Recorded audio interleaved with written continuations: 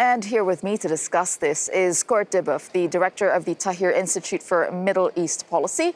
We also have Anders Vistisen, a Danish MEP sitting with the European Conservatives and Reformist Group. And still with us is Andrew Byrne, EU correspondent with the Sunday Times. All right, I'll start with you, Kurt, because I was reading your article today, your opinion piece, saying what Donald Trump was saying, that Europe should take back all these fighters. He's actually right.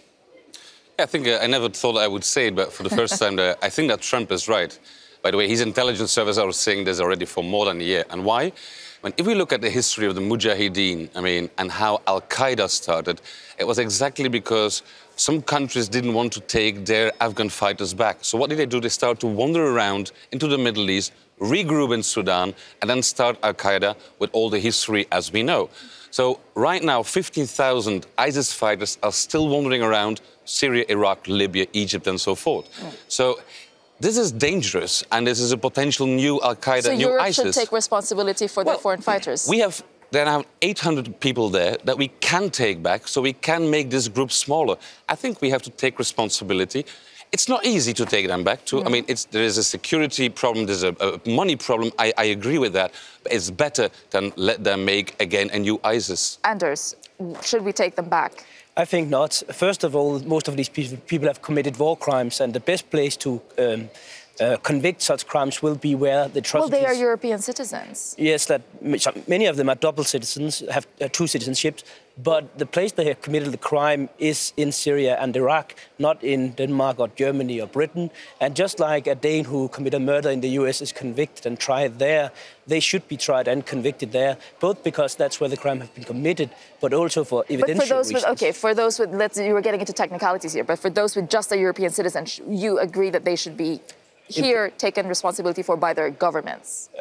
Not if we can avoid it in any way. I don't think that they belong in Europe, and I think the most sensible thing is to deny them return to Europe. They are too big a security threat. Where do you put them? What do you do? What do you do with? They have voluntarily decided to. As Kurt was saying, it creates a bigger problem for everybody, not just Europe. For if it breeds even more terrorism, then what then?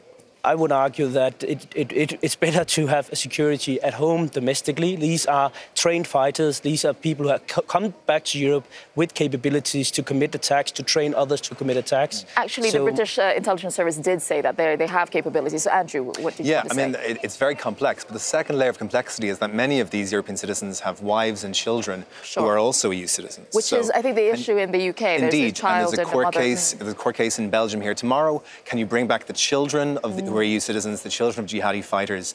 If you do that, can you leave their mothers behind in Syria and in Afghanistan, or is that in itself a violation of their human rights? So it's extremely complicated, and I don't think we're anywhere near a sort of a consensus on this point. You're mentioning that case here in Belgium actually let us talk to someone who's had a very personal experience with ISIS and foreign fighters. Dimitri Bonting's life dramatically changed in 2013. His teenage son, Jejoen, was radicalized in Belgium, and he wound up in Syria for 9 months. Now, he traveled to Syria several times as Dimitri to look for his son and bring him back home.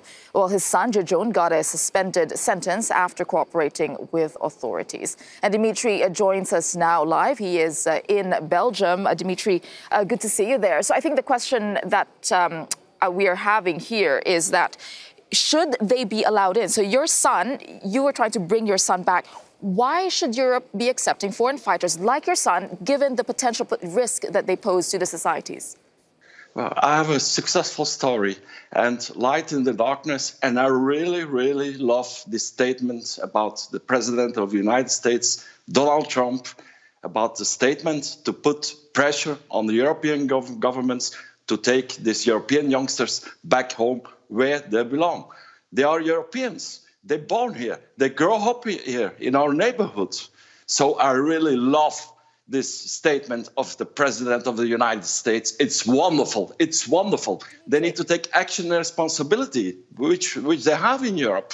And what about the fear that people have? It's an opinion that you must have heard before. What about the potential danger that they pose? What do you think of that?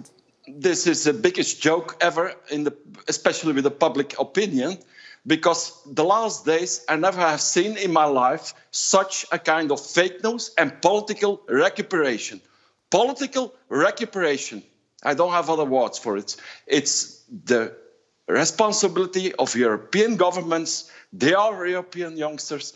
They need to bring them back where they belong.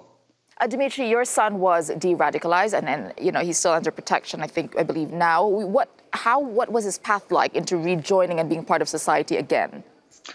Well, Belgium failed in this. Belgium don't have a right radicalization returning program. Denmark have the most beautiful program in the world, and they have proven that.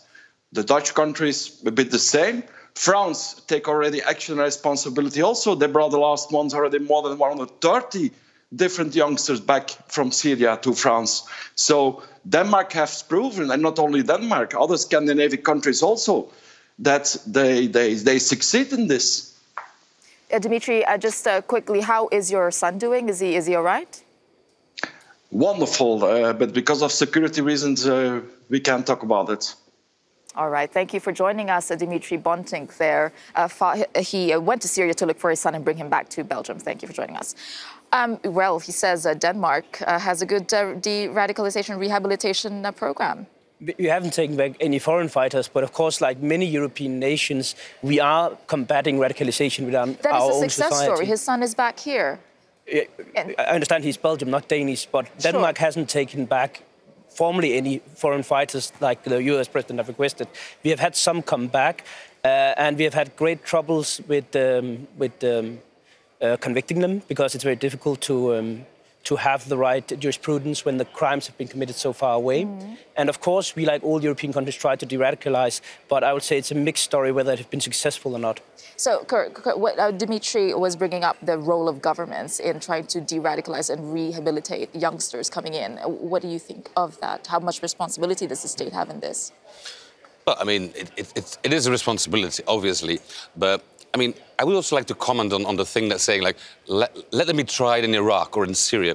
I mean, Syria is in rubble. I mean, there's no, the only people that survive, let's say, the Islamists are being tortured to death. Iraq, do not forget, how did ISIS start? Because of the war in Iraq that we, the West, started. I mean, United States, UK, and other European countries. Now this country is trying to get back on its feet again. It's having massive difficulties with these people. And now we have to take back a few of them. And we say, no, it's your problem. Solve it in Iraq. How? I mean, and that's, I think, we have to take responsibility just by taking these few people out of this country, out of Syria and out of Iraq. I mean, that's how we take responsibility and not giving it back to Iraq. Do you think, Andrew, that European nations are in denial about the responsibility that they have in this?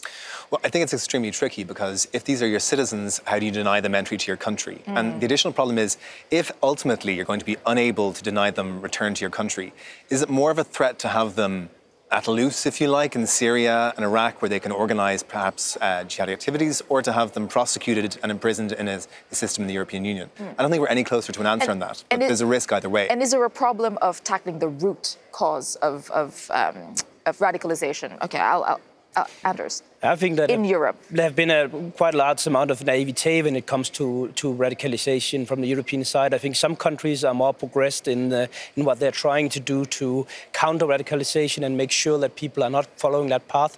But I don't think we can say anywhere in West Europe that we don't have a problem. It's just a question of how significant. We don't have a problem in radicalization. I don't think you can say anywhere in Western Europe that we do not have a problem with radicalization. Okay, all right. It's just a question of what degree. Some countries have been more successful. Sure. Some are lacking a bit behind. I'll give you the last word on this in terms of tackling the root causes here in Europe.